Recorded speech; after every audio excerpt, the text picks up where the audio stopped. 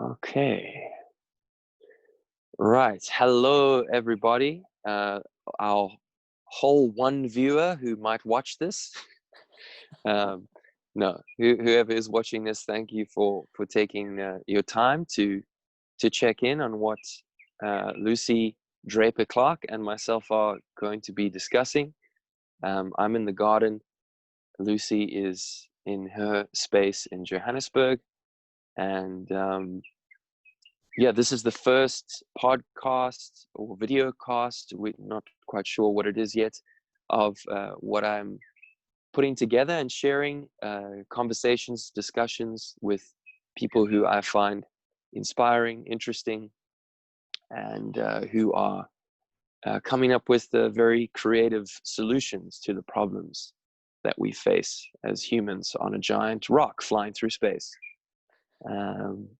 So the first co-participant, co-creator in this experiment is Lucy. So hello, Lucy. Good morning. Good morning. Welcome. Thank you. I feel very honored to be the first in this experiment. So yes. Thank you for inviting me. Yeah, Lucy is the first. You are the first because of that email that you sent a few weeks ago. But we'll jump into that in a bit. What I'm going to encourage us to do, me and you and anyone who's watching this, is to just take 1 minute of silence.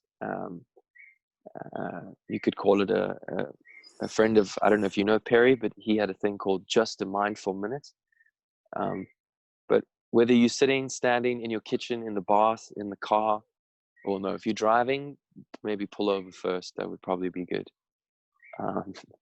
But yeah, let's just take a seat. We can close our eyes and just relax the body. We generally tend to hold too much tension. So just allow yourself to become aware of that. And as you become aware of it, so it dissolves.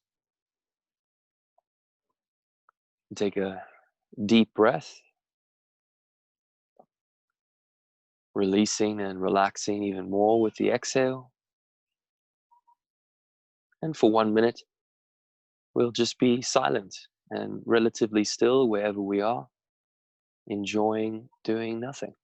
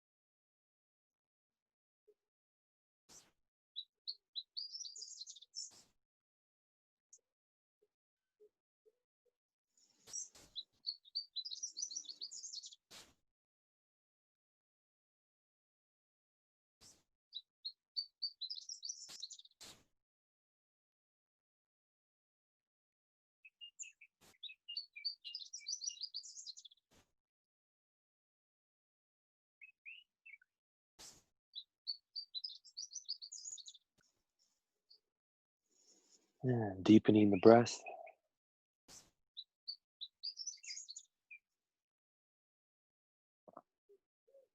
Just becoming aware of the body. If it feels good to take a little stretch, just be grateful to move and be alive, and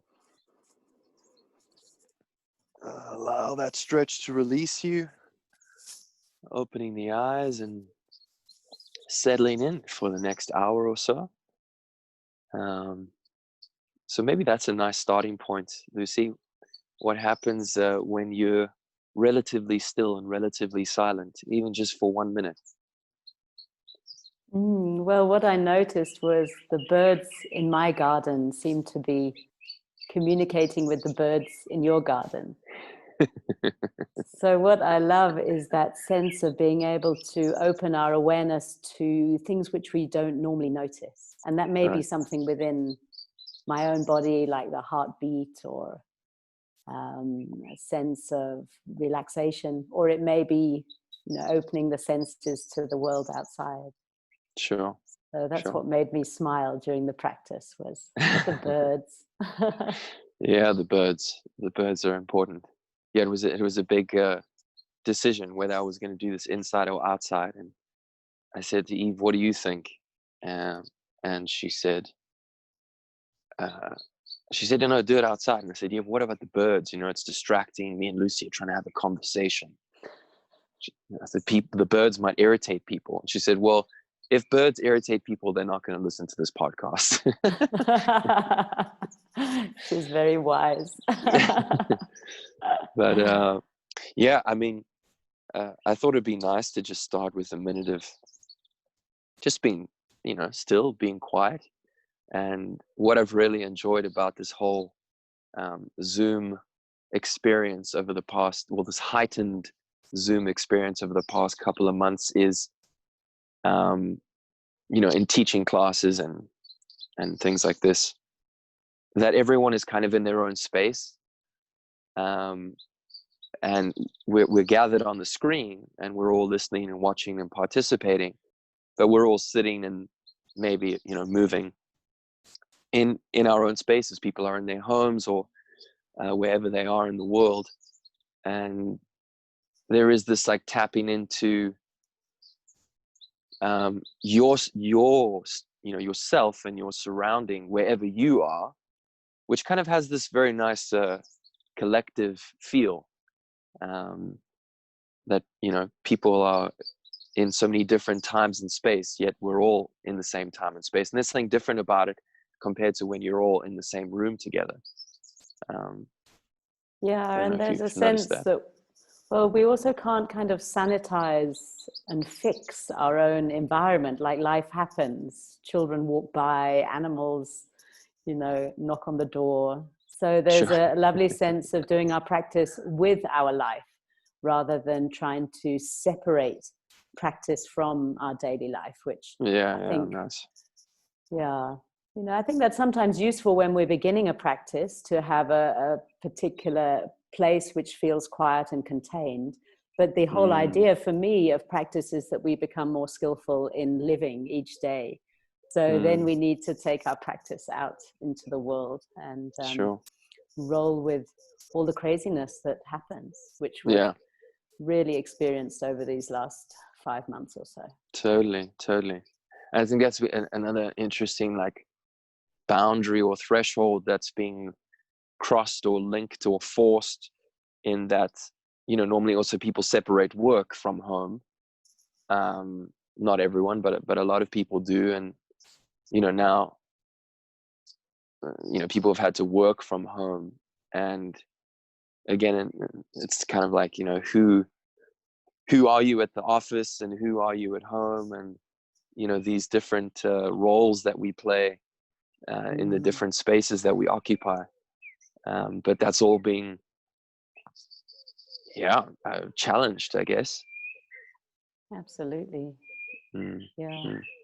And that sense of Um, identity, which we can hold on to our identity quite strongly in different contexts, as you say, roles and identities. But when we're all just in our own home, then there's a call, I think, an invitation to be more authentic, just to be who you really are. yeah, yeah, and that it's okay. It's okay to, if the dog walks past and or whatever. Like, I don't know why we're obsessed with perfection. Um, Mm. or that it like, oh, now I'm Dave at the yoga studio, and I talk like this when I'm Dave at the yoga studio, or now I'm Dave the podcast guy. Or it's like, there shouldn't be a difference really. And I found myself doing that this morning.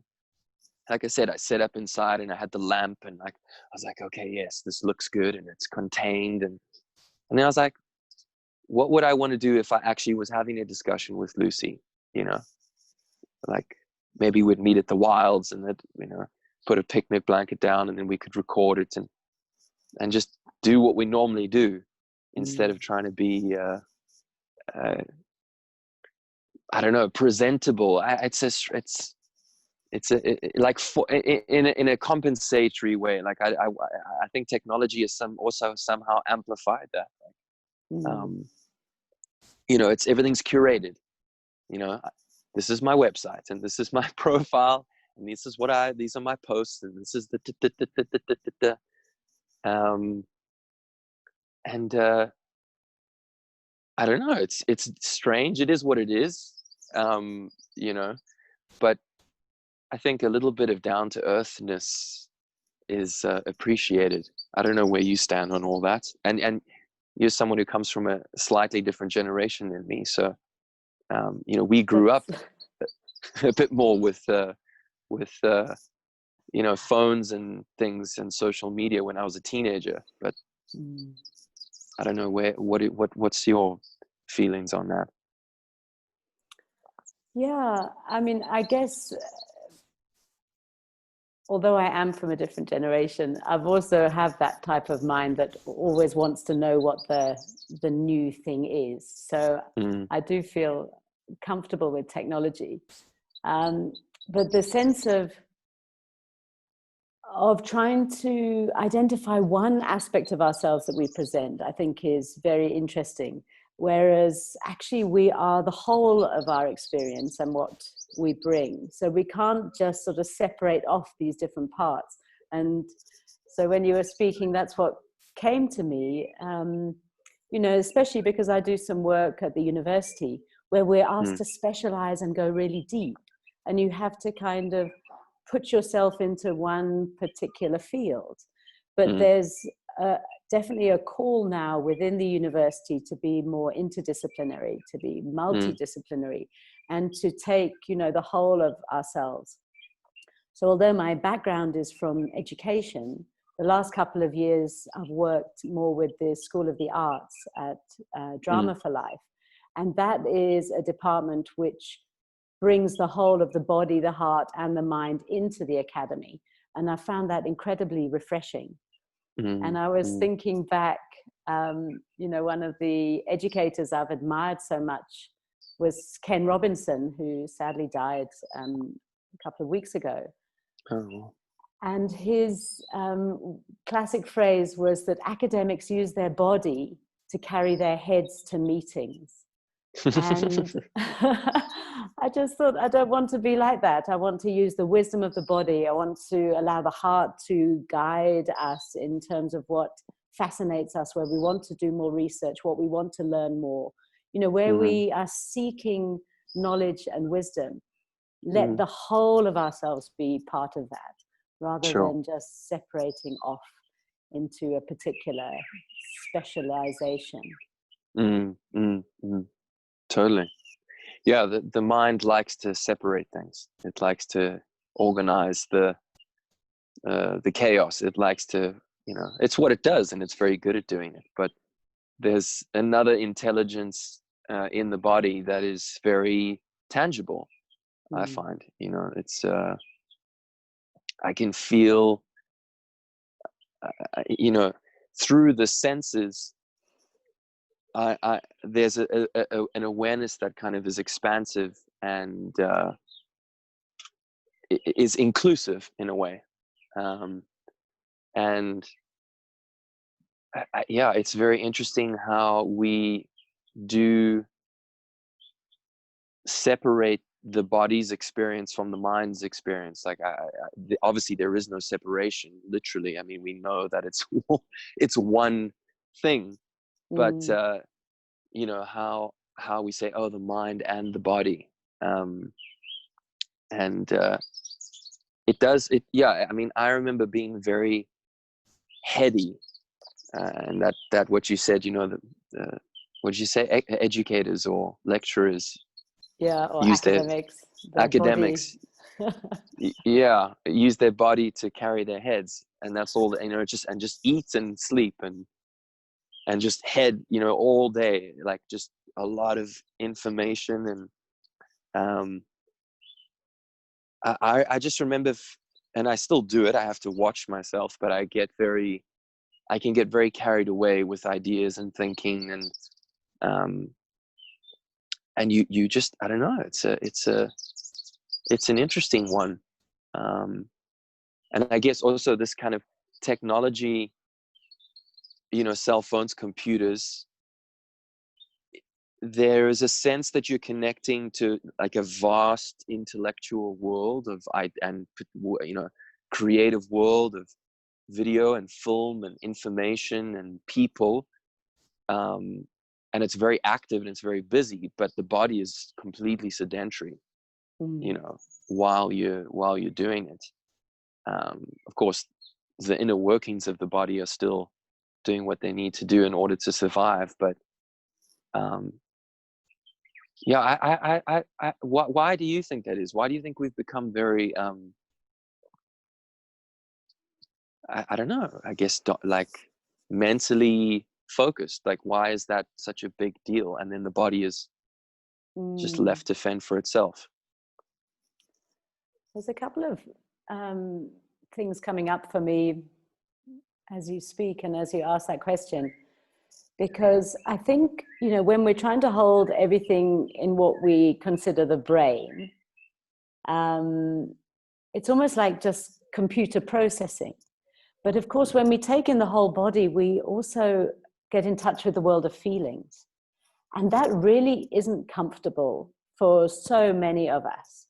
You know, the emotions lead us into places that we're not ready for, or they ask us to look very honestly at things that we may not want to look at. Whereas we can kind of rationalize, if we just have that sense, the Cartesian split between mind and body. So by bringing everything back together, we are asking ourselves to feel. And when we feel, of course, then we don't just feel our own feelings, we feel that of others. And that is incredibly painful in the world that we're living in, and particularly, you know, in South Africa, there's so much struggle and difficulty, and we need to be open to all of that and kind of step in where we can, but also just take care of this body and heart and mind as well. Totally, for sure. I mean, we agree on most things. This is why it's more of a just an open conversation. Let's just watch the mic there. I think it's just catching on your. There we go. Just needs a bit of space. That's it. You know, we need to be at least a little bit professional. Can't have mics rubbing up against hoodies. And anyway, so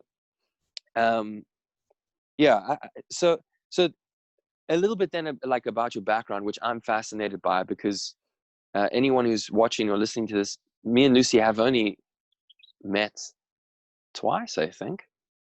But I've always just been fascinated, and I've heard a lot about what you do, and a lot of the people who've done things with me have done things with you, and then I kept doing my research, and I was like, wow, Lucy's like, you know, done some pretty amazing things in her lifetime, and I guess here's someone who's done a lot, you know, studied at some of the best universities in the world, got some of the highest, you know, accolades you can get as an academic, and also has a you know, vast kind of alternative interests as well, but here you are, you know, still talking about learning, and still talking about, you know, willing to grow and ask more questions. And something that I really enjoyed that you wrote, and a lot of the people that I'm going to be having these conversations with adopt this attitude of researcher-practitioner, which for me kind of equals embodiment. If you're researching and you're practicing, then you're saying that you're trying these things on. You know, you are research. I've always loved one of my teachers, Tom Wexler, who'll be on this podcast soon as well. He just very simply said, well, research means to look again. You know, research, to search again. So you might already know what you know, or but you're willing to look again. And practice is like, well, you know, you're willing to actually dedicate very focused time and energy and effort to embodying this idea or this concept or what you found through this research. So yeah, I mean, when you say researcher practitioner, what do you mean? I mean, how does it, what are you trying to, what's like the message behind that? So I guess the research is in multiple dimensions. So academic research, I do find fascinating. You know, I love to read journal articles and books that have been well thought through and presented. But then there's also the research or the studying of spiritual texts. And mainly I've focused on Buddhism, but I'm, you know, also getting very interested in multiple traditions and recognizing that they all are presenting the same underlying truth. So there's those two directions, the kind of, the academy, which you could say is modern or Western, but then the ancient as well. And then the practitioner side of things is just seeing how this, whatever I study, how does it play out in my own life? What helps me live a more harmonious life? And that's where I've kind of moved through these steps. Like the yoga was such a huge love for me because it returned my awareness back to my body, and I could feel vitality and aliveness and connection with breath.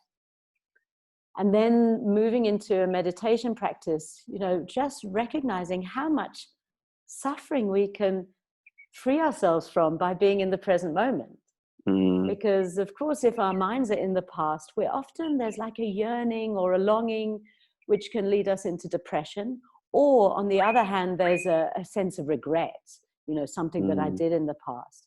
And we find our minds get pulled back there a lot for certain personalities. And then other personalities, more my sort of personality, is always looking into the future. And along with that comes quite a lot of anxiety. I used to wake up in the morning with like a pounding heart, thinking of what's coming today, you know, that sense of foreboding. And then I realized, like, you can release yourself from so much of that just by being in the present moment, and also getting in touch, as we mentioned at the start, with the more subtle aspects of the present moment. And what I've found with that is my relationships are able to really like deepen, and I learn so much from the people I'm with because I'm present. I'm wanting to hear not just what they say, but also sense into what they're feeling or what their needs might be. So that was like the mindfulness immediately gave me a big sort of, or a deeper framework with which to live life. But where I noticed the biggest changes was actually when I started exploring the compassion work. And that does work with actually a different part of the brain, which is so interesting. You know, when we cultivate compassion, we are kind of energizing or drawing energy into the part of the brain that is also linked with well-being. So it's such a fascinating paradox that when we're willing to look at difficulties and then act in a way that can alleviate them, we actually give ourselves energy and vitality and a feeling of well-being. Right. So I just found this such useful work for the communities that I'm engaged with, like teachers who can get absolutely exhausted all the time, you know, caring for their pupils, whatever Right. type of teaching we do. But also like people in NGOs or activists, you know, who are right at the front of human suffering. So the compassion has helped me enormously, partly just to quieten my own inner critic, but also then to offer that out to others. Right. As Very skillfully nice. as I can, but Yeah. it's a work in progress. Yeah. There's a lot of juicy stuff that you mentioned there, and I think I would try work through it as best as I can. I mean, the challenge that, you know, we're pretty certain it's a kind of universal for humans, that this kind of regret and resentment of the past, and then the anxiety of the future. And I've always kind of seen it and understood it as like a very vicious circle and cycle. You know, I have fears of what I experienced in the past, and I don't want to experience that again. Therefore, I will avoid those things so that I don't experience them again in the future. And there is that sense then of being stuck in that worldview, in that narrative, in that in that cycle. And then, of course, coming into the present moment, like you said, it brings up those feelings, because now you're pausing in the cycle and you're actually seeing this, and it can be very overwhelming, and most people want to avoid that even more, which is crazy, because it's like, as you take a step towards maybe solving the problem and finding some kind of solution, then there's like an overwhelming sense of like, oh, the problem.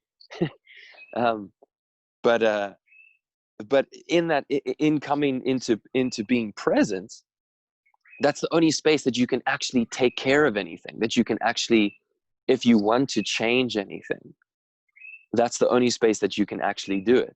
If you stay running around in this cycle, you're never really going to make any changes. So that pause, which allows you to see and hear your own voices in your head, your own ideas, your own feelings. That's a big scary one for a lot of people, and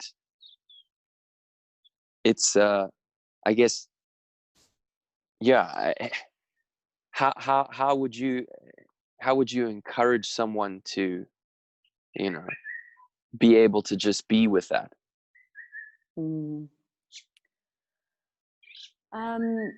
So that many different ways. I do think the movement practices are the most containing, particularly, and when we work with communities who've experienced a lot of trauma, the body-based practices feel the most supportive, because you can return to something that's very tangible, and therefore you are in the present moment. And also that sense of moving the tightness, the trauma, the contraction of the muscles, like out of the body through movement. Right. So I find, whether it's yoga, whether it's qigong, recently I've been exploring dance as a modality for really supporting our consciousness, and moving those kind of stuck energies through us. Sure. So movement, and even, I mean, exercise too, whether it's running, whether it's swimming, all of those things really support us. Yeah. So that's, for me, the preliminary place. But then really titrating our practice. So moving in, like as we did, a 1-minute practice or a 3-minute practice, and then slowly building up. and building up with a sense of lightness and often a big dose of humor, you know, that noticing where we're doing the same thing again. Because what I've observed is that, I suppose, depending on our personality, some people will go really for like hardcore approach, and they'll do like a 10-day Vipassana, like silent retreat. And for some, it's amazing, like they have great breakthroughs. But for others, it can put them off meditation for the rest of their life because it's too overwhelming. Sure. So I think we need some, you know, basic knowledge of ourselves, what we can manage, but also then to work with someone. I think that's where a spiritual friend or a guide or a meditation teacher can be really, really supportive in inviting us forward, but at the pace that is going to be of most benefit. Yeah. Sure. Yeah, the movement, I mean, obviously, you know, we're in agreement there. And it's amazing. I had a phone call with a very, very close friend, and he lives in Miami, and amazing human.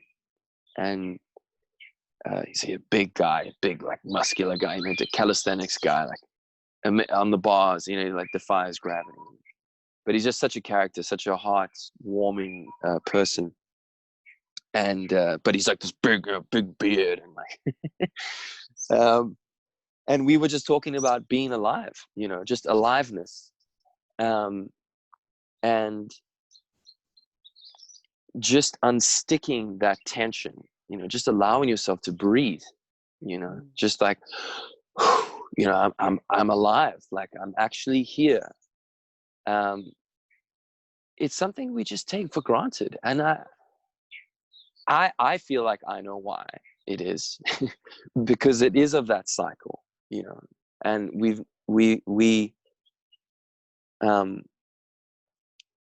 just holding on to the past and hoping for the future, and it's a very scary place to be. And this maybe brings us to that the email newsletter that you sent out a few weeks ago, talking about the concept of the triune brain.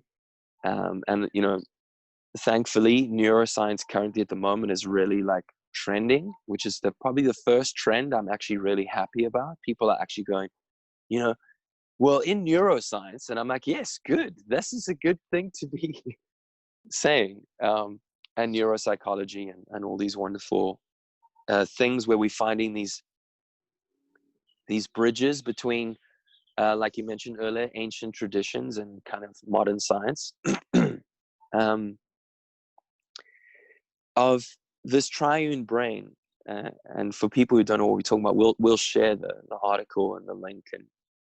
And basically, it is a simplification for sure, but it's definitely an access point to those concepts that we're talking about. Of the past is very much associated with the brain stem, and the kind of very ancient part of the body and the brain, and the nervous system, the kind of reptilian core, which is based on survival.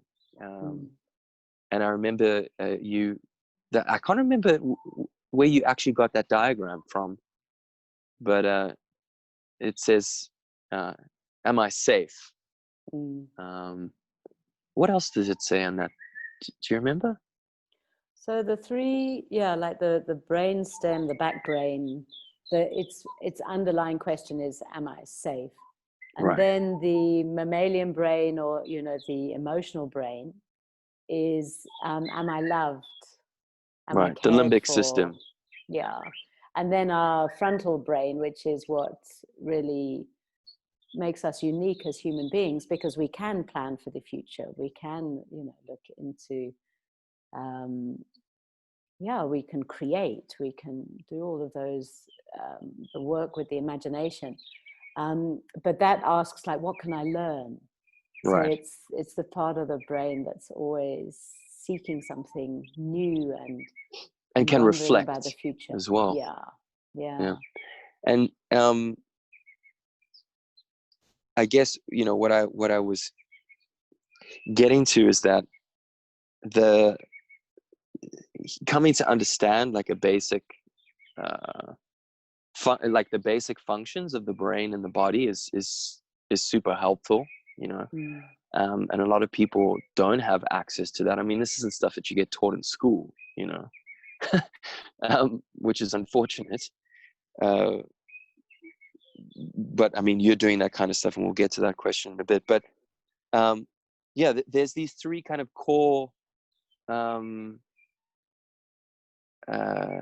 questions of what am I, who am I, and why am I? And I feel like they're addressing three main issues which sit in those three parts of the brain.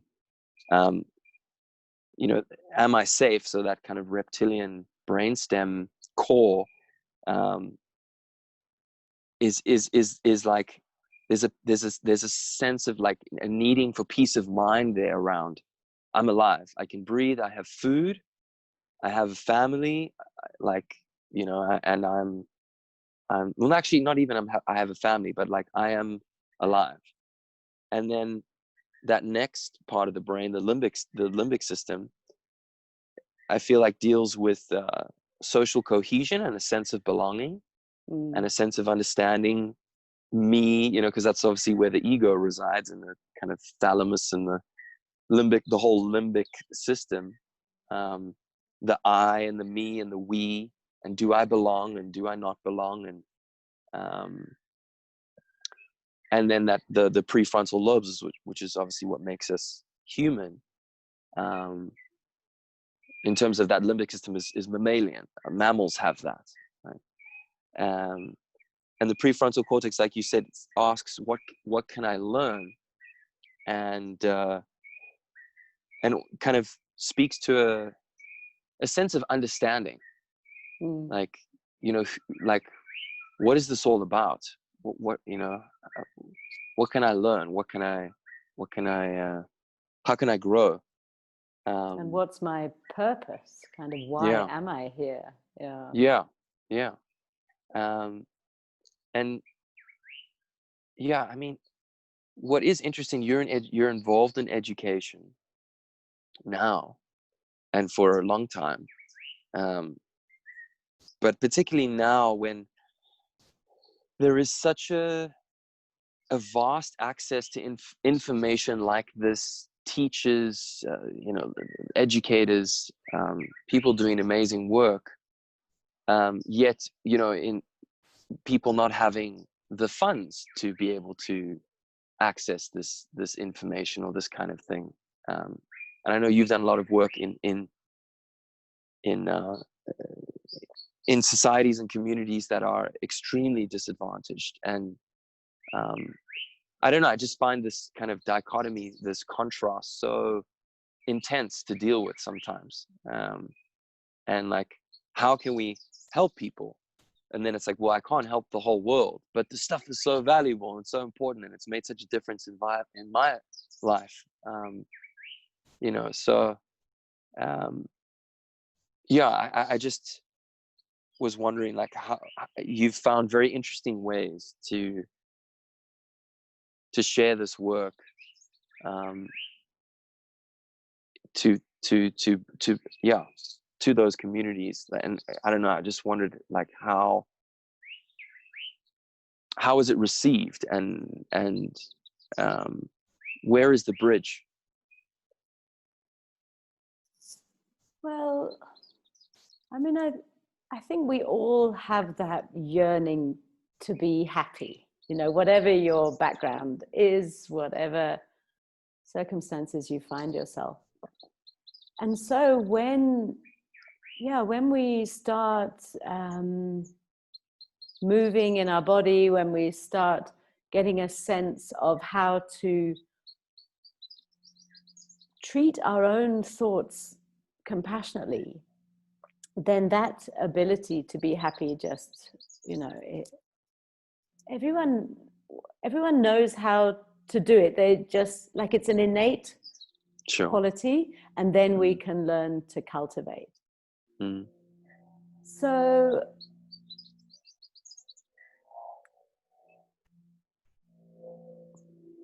I'm just trying to think what's most, or shall I pause for the plane to go over? But there's people in that plane wondering the same thing. How can I be well, I mean, happiness is an interesting word, but like, I think contentment is maybe the word that I'm drawn to more. But like you said, every human wants that, at least every sane, healthy human. I think but even every human, but every just human, maybe we try and find it in different ways, yeah. And some of those ways are a bit questionable. Yeah, I mean, that's where really understanding, trauma and what it does to our bodies and brains is really useful. And the whole field of epigenetics is another one that I've found fascinating. I haven't explored it deeply, but how, our traumas are passed down in our DNA. Right. So particular communities are very prone to getting certain types of cancer, for example, because the trauma has been passed down in the DNA, and that's how it manifests. So talk about attachment to the past. Yeah, and completely unconsciously. It's not like everyone wants that sort of attachment. I mean, often we talk of attachment because we're grasping onto something we like. But there's all that unconscious kind of holding on as well. Yeah. What we've adopted without even knowing that it's just ingrained. It's just, in our DNA, in our conditioning. And I suppose I'm sort of circling back to compassion because I love it so much. But it really invites us to bring that compassionate awareness to ourselves in terms of our conditioning. So particularly people in fields of like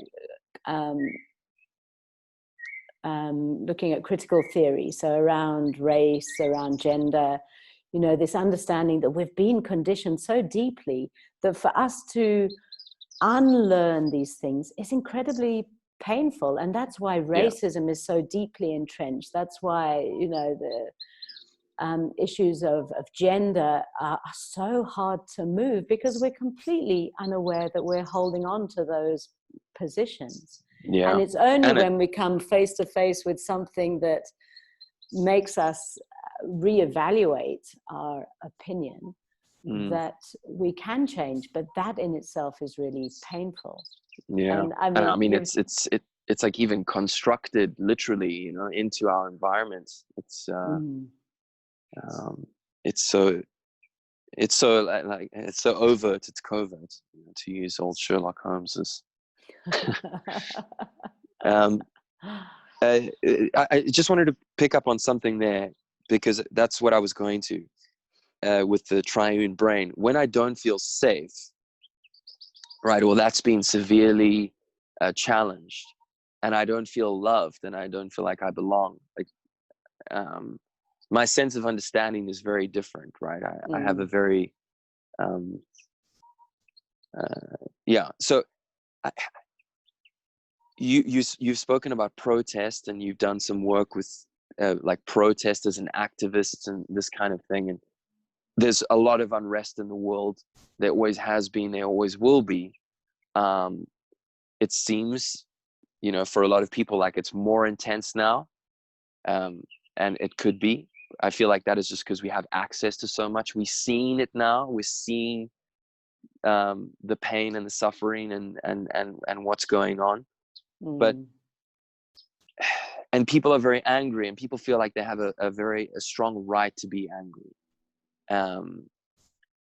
But if we keep perpetuating those cycles, will there ever be solution? And so I was wondering, the work that you've done, like with protesters and activists and these kinds of things.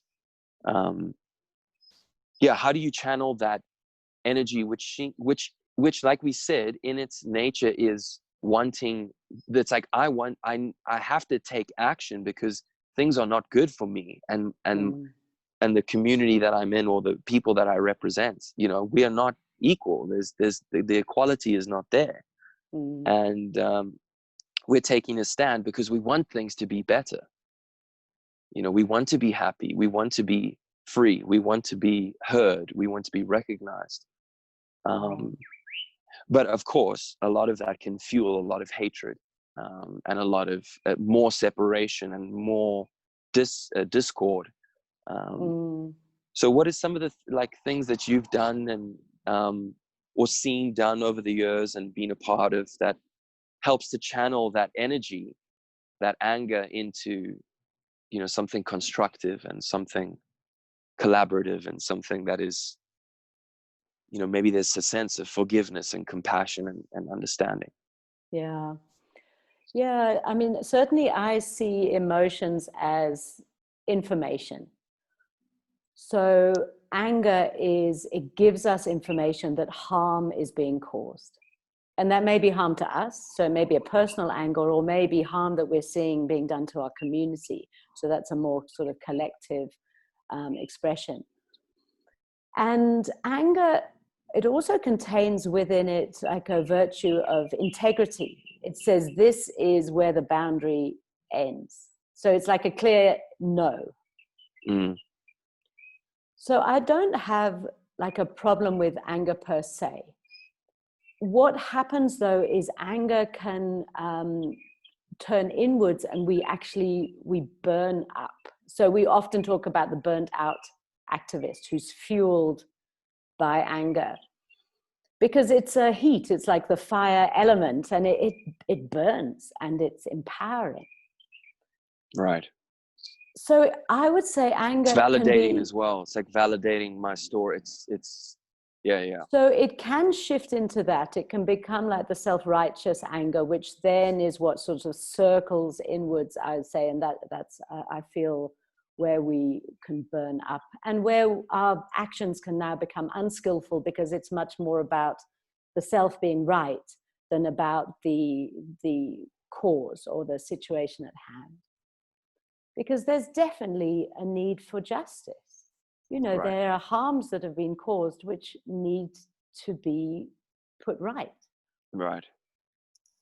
Where I then kind of shift into compassion is that it still has that same understanding that harm is being caused, but it comes from a place of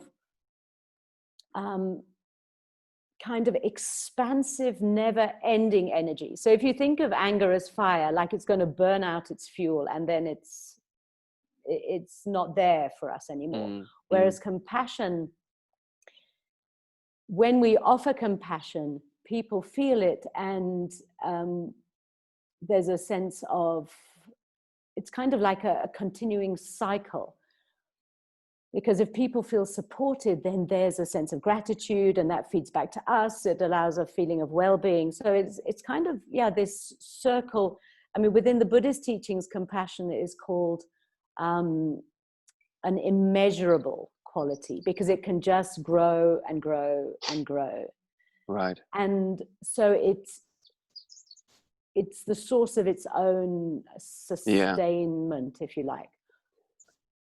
So that is where my kind of focus has been, in terms of what I now use the terminology like contemplative engagement, because I do find a lot of people are frightened of the word activism. You know, particularly in the South African context, it has had that feeling of anger and violence and and unskillfulness.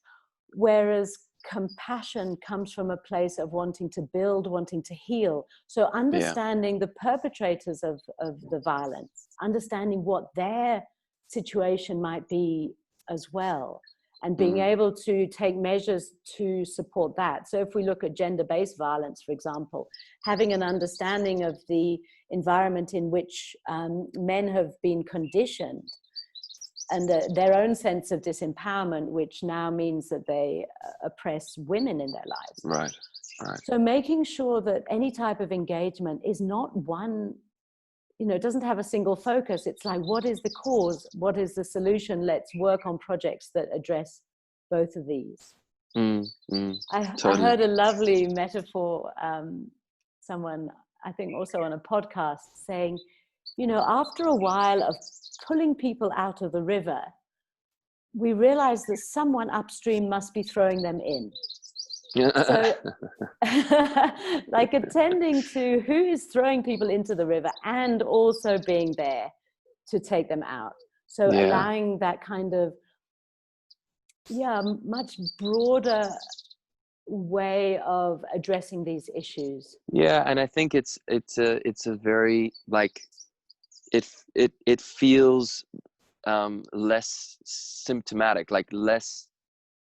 I feel like a lot of what we've done as humans has been like patchwork and treating the symptoms, you know, just treating the symptoms so we can carry on with that cycle, you know, that we spoke about. And you know, when you said what you said, I mean, obviously for me, it brought up, you know, our current issue with pollution, and obviously plastic being, you know, what it is. And we can organize all these cleanups and, like, you know, keep picking up, whether it's the beaches or the rivers, but where's it coming from? And it's not even about the people who are putting the plastic in. It's where's that plastic coming from? Why is there such an abundance of it? Can we not find another way, another solution? So I find something like compassion is going to the heart of the matter. It's going to the core, the root issue. And that requires digging, and that requires getting through layers.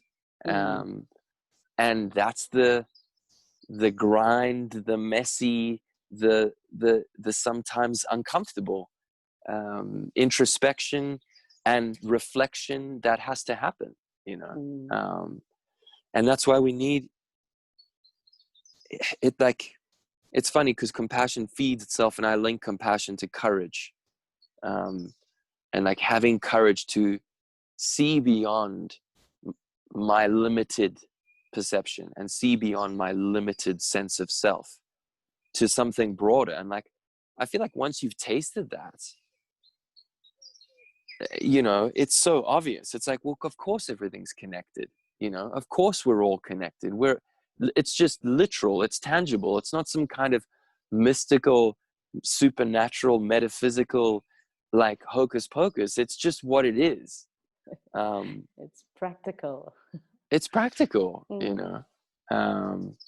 So the word that I like that you used in some of what you've written and put out there, and you mentioned another version of it now, but I read critical contemplation, and then you said the other, what was it now?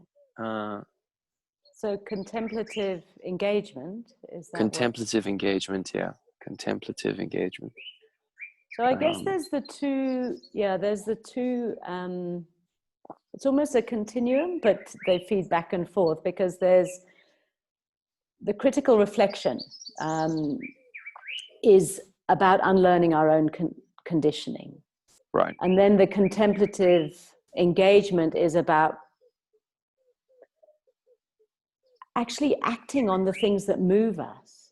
So finding our own unique purpose, for example, which may change as our life changes. I mean, that's what I've experienced is, you know, my interests lead me down different pathways, and kind of one river leads into another river. But, you know, finding something that moves you emotionally and focusing on that, and kind of this circles a little bit back to who do we work with. And I think just keep it simple. We work with the people who are in our environment. We work with the people we have connections with every day. And, you know, Right. every now and again, we may be invited into different communities, which is can be a big honor and an opportunity to, to take whatever work we're doing, whatever interests us, and share it with other people. And it's also where technology has been, as you've said, extraordinary, that we can touch a global community, but also focus very much on just who's around us. Like, can we bring our compassionate practice to our own families, to our own... Yeah. Well, that's the biggest one, no? Family. I mean, my one teacher, he used to say, what did he say exactly? I'm going to get it wrong, but he'd be like, every day I wake up and I say to myself, I am at peace. I am love. I am, I'm ever present. And then my mom calls, I mean, just sitting around a family table, it's just all your triggers come up, all your ideas are challenged. And I think it's good. I think you need to, I think it's a big issue that I personally have with kind of the very new age spiritual culture of hiding, and the term that's being used a lot is spiritual bypassing. But people just surrounding themselves with like-minded people and hiding. And I only listen to this stuff and I only read this stuff. And it's like, no, well, you're not, there's a universe outside of your little bubble, and we repeat those patterns. I mean, I did it, I've done it, and that's the only reason I can see it. And it's we run away from our families, and run away from challenges, and because we like, no, this is the truth, because and the message is beautiful. The message is love and peace and contentment, and it's like, no, well, yeah, but the universe is equally chaotic.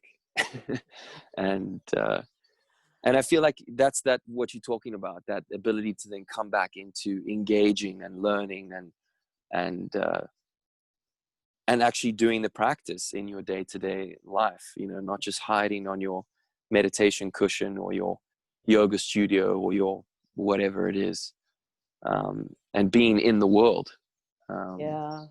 I guess, like, one of the things I've really noticed of late with this idea of contemplative engagement is, there's a sense that we're helping others, but actually by going out and participating and getting triggered, then we're getting messages back as to where do we still need to do our contemplative practice. Totally. So the catchphrase that I used to have on my website was transforming the world from the inside out. Right. But recently I've thought, actually what we're doing is also transforming ourselves from the outside in. Totally. The messages from the outside world are saying, okay, you still need a bit more compassion here. You still need a bit more loving kindness here. You still need to find equanimity in the face of all this confusion. Yeah. And for sure. Yeah, and the language we use is so important. When you gave that example of I am peace, I am gentleness, sometimes affirmations, they just compete with how we're feeling. It sort of sets up a dissonance in the brain. Yeah. Whereas some of the more ancient language, which is may I be at peace, may I be happy, may I be of benefit to others. It's aspirational. It's not claiming that we already are. It's saying, may I cultivate these and move in that direction. Yeah. And it's just more humble. It just sounds more humble, and humility is such an interesting one because, like you said, it's, this I am already peace, and there's a lot of this going on, like, and I say it a lot, like, and it is, because compassion is innate, and you know, these things are part of our evolution as a species. And but so is jealousy, and so is separation, and so is violence. It's just part of the nature of the universe. It's just how it is, you know. So how do you want to be? Do you want to be peaceful? Okay, well, you're going to have to do some work about it, you know. And I like that humility, that sense of like, okay, you know, I actually have to work for this. I don't just become enlightened or awakened or anything like this. We're running out of time, and I thought this would be beautiful to end on what we've been speaking about now, but maybe to make it even a little bit more tangible, is your work as a doula, which has a lot of meaning and purpose for you, and you found yourself bringing life into the world, and then also assisting with people pass on as well, or dealing with death. Yeah, maybe just a bit about that. I mean, there's nothing more engaging, there's nothing more engaging than life and death. Nothing more reflective and humbling than witnessing birth and witnessing death. So what is this doula story, or what does the word even mean? Well, it was a very unanticipated sort of direction of my work, and it was friends asking would I be present at certain kind of moments in their life. So I've realized it's holding the space for those rites of passage. So I'm not currently practicing as a doula, but I did attend 3 births when I was doing the training, and it was the most extraordinary experience. And as someone who hasn't had children of my own, it really put me in touch with that sacredness of bringing life into the world, you know, that incredible gift of life. So more recently, the rites of passage that I hold are weddings, which are really fun. It's like such a lovely place of joy and love and connection. And then I anticipate, you know, that there'll be more of a call as I also get older to facilitate those moments of passing. I haven't personally witnessed someone passing as yet. Right. I have held ceremonies, memorials, which has been a real honor to be asked to do that. So yeah, it wasn't something I ever anticipated, but when I look back, I realized that with our, you know, what we both teach, the mindfulness practices, it's about holding space. And initially it's holding space for ourselves so that we can, you know, just realize what's going on in this complicated mind of ours, and how the triune brain is giving 3 different messages. One is saying, am I safe? Another saying, I want connection. And you know, sometimes the person we're seeking connection from is the one that's we're not actually safe with. So it sets up these confusions within us. So holding space as a mindfulness facilitator or mentor, and then holding space through rites of passage has been really a joyful experience for me. So thank you for bringing that up. And you know, we could probably talk all morning, but we could keep going. We could just keep going. But Lucy, thank you. It's been wonderful. I think there's if anything, hopefully there's more questions now than answers, and more willingness to talk, and that's the point. And not just to talk, but to take action, to do the practices, to reflect, to share, to connect. And I'm very grateful that you could be here, and that you do what you do. And we'll, you know, when we share this, we'll give your bio and the links to your websites and everything that you do. And well, thank you, Dave. Just thank you. I feel very honored to have been invited, and what a lovely morning just to have time with a friend to explore these issues of of how to live. Yeah, totally. Compassion and wisdom. Yeah. That's it. Lovely. Well, Luz, thank you so much. And we'll see you soon. Maybe we'll do it again. It'd be cool to see where this momentum builds, and then we'll have another one and or see what comes up then. Sit in the wilds on a picnic blanket together. Right. Yeah, actually do it. That would be cool. Yeah. All right. Awesome. Okay, Lucy. Thanks so much, so much, Dave. Okay. Take care. Bye. Bye.